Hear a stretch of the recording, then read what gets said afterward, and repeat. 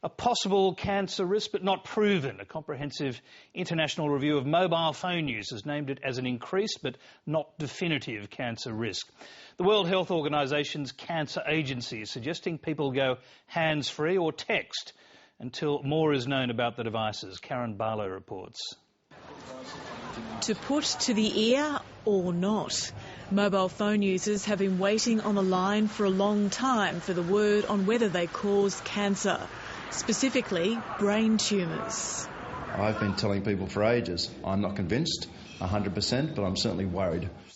Now the International Agency for Research on Cancer, an arm of the World Health Organization, has offered this assessment. A possible risk of cancer in association with the use of mobile phones or cell phones. So not a definitive verdict, but it's the first time the WHO has made the connection between wireless devices and cancer. 31 scientists from 14 countries spent more than a week reviewing all research on exposure to electromagnetic radiation. So it means that there might be a link.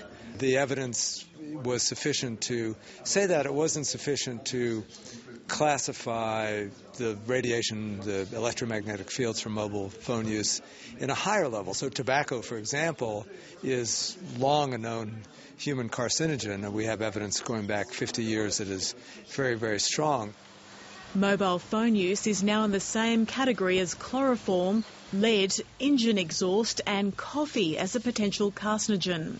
It's well below Category 1, which names tobacco and asbestos. It concerns me that we are surrounded by so much electromagnetic radiation. It's a very low frequency radiation that we're concerned about. Yes, we don't know the actual mechanism of how it can cause cancer, but we do know that there is this growing literature showing a link between the two.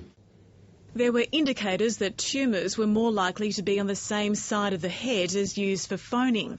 And there's particular concern for children's growing brains. The Cancer Council says the assessment can't be ignored, while more longer-term research is needed.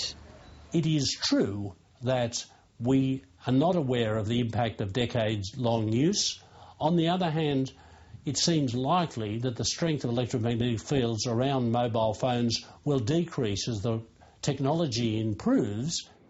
Industry groups are not convinced and are urging mobile phone users not to be scared off. We're confident that we can be safely recommending to people to carry on using their devices as they have been. Of course, devices, you've got to understand, work to very strict international and national safety limits.